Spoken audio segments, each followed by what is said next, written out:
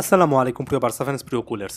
Real মাদ্রিদের সর্বশেষ ম্যাচে পরাজয়ের পরে বার্সার সামনে একটা সুবর্ণ সুযোগ ছিল। লা লিগা কম্পিটিশনটা এখানেই একটা স্পষ্ট দুটো ম্যাচের পার্থক্য তৈরি করে অনেকটাই র্যাপ আপ করে ফেলার।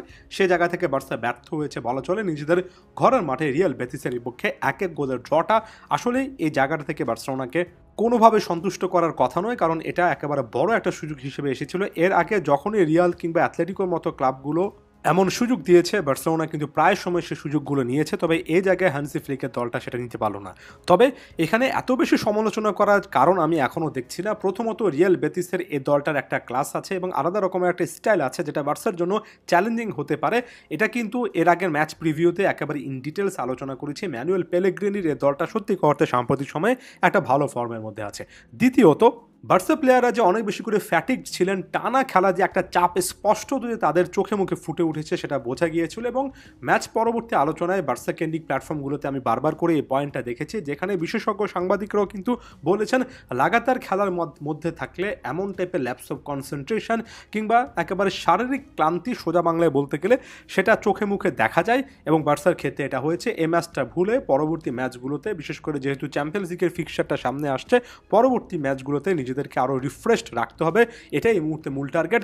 একটা ম্যাচে দুটো পয়েন্ট ড্রপ করা খুব একটা বেশি আসলে খারাপ কোনো কিছু হবে না যদি বার্সেলোনা তাদের মেন্টালিটি ঠিক রাখতে পারে। কারণ হানসি ফ্লিক ম্যাচ পরবর্তী সময় রিয়ালের প্রসঙ্গে যখন তাকে প্রশ্ন করা হয়েছিল, তখন তিনি বলেছেন রিয়াল মাদ্রিদ কী করছে সেই ব্যাপারে তিনি খুব বেশি মনোযোগ দিচ্ছেন না।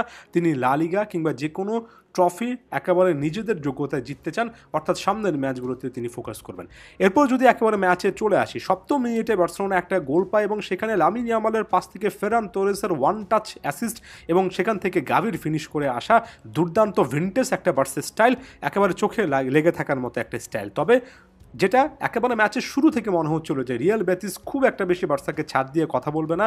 তাদের দলেও বেশ কয়েকটা অপশন আছে, বেশ কয়েকজন আছে যারা কিনা বলটা পায়ে রেখে খেলতে পারে এবং যে কোনো সময় বার্সার ডিফেন্সে তারা কিন্তু কাঁপন ধরাতে পারে, যেটা প্রথম থেকে মনে হয়েছে। জোভানি লো সেলসোর অসাধারণ একটা ফ্রি কিক থেকে নাতান যে জায়গা থেকে গোল করলেন, সেখানে ডিফেন্সের হয়তো বা ভুল ছিল, তবে ওই মুহূর্তে আমার কাছে মনে হচ্ছিল যে আরও গোল স্কোরিং অপরচুনিটি আসবে। তবে সাম্প্রতিক সময়ে একটা জিনিস কিছুটা হলো নেগেটিভ আমার কাছে মনে হচ্ছে, সেটা হচ্ছে ফাইনাল থার্ডে অতিরিক্ত অনেক কিছু করতে যাওয়া। এ ম্যাচও দেখলাম লামিন ইয়ামালের ক্ষেত্রে একাধিকবার যে ডিবক্সের মধ্যে জায়গা পেয়েছেন শট নিতে, অতিরিক্ত ড্রিবলিং করতে গিয়ে সে চান্সেসটা হারিয়েছেন। 27-28তম মিনিটে সম্ভবত ফেরান তোরেস একটা সুবর্ণ সুযোগ হারিয়েছেন। পরবর্তীতে জুলস কুন্ডে ডিবক্সে জায়গা মতো বল পেয়েছিলেন, বা পায়ে নেওয়ার চেষ্টা করেছেন, শট নিয়েছেন, সুযোগ হারিয়েছেন, সেখানে লেভানডফস্কিকে দেওয়া যেত। এই যে ডিবক্সের মধ্যে ঢুকে এতটা কারিকুরি বার্সেলোনা প্লেয়াররা করতে চাচ্ছেন, এত বেশি ড্রিবলিং করতে চাচ্ছেন, এতটা শৈল্পিক ফুটবল খেলতে যাচ্ছেন, এটা নিয়ে আসলে হানসি ফ্লিকের কাজ করা উচিত। আপনি অতিরিক্ত কিছু করতে গিয়ে বেসিক জিনিসটা যদি যখন করতে পারেন না এবং লাগাতার ম্যাচের পর ম্যাচ যখন এই জিনিসটা দেখা যায়, তখন সেটা আসলে চিন্তার বিষয় হয়। পরবর্তী সময়ে একের পর এক প্রশ্ন প্রতিপক্ষ গোলকিপার আদ্রিয়ানের সামনে আনার পরে বার্সেলোনা কিন্তু সে জায়গা থেকে কোনো উত্তর খুঁজে পায়নি। এমনকি সাবস্টিটিউট হিসেবে রাফিনা নামার পরও, ফেরমিন লোপেজ নামার পরও সেই গোলটা কিন্তু আসেনি। প্রত্যেক দিন হয়তো বা আসবে না। ওয়ান্স এগেন এটা এমন একটা দিন যেখানে আসলে রিয়াল বেতিসও ভালো ফুটবল খেলেছে, সেটা বলে আমি শেষ করতে চাই। তবে ওই যে বললাম, অতিরিক্ত অনেক কিছু ট্রাই করতে গিয়ে বেসিক জিনিসটা আপনি হারিয়ে ফেলছেন কিনা, সেটার দিকে বার্সার যে আরও বেশি মনোযোগ দেওয়া উচিত, সেটাও কিন্তু আমি আলাদা করে এই ভিডিওতে বলে গেলাম। আদিউস ভিস্কা এল বার্সা।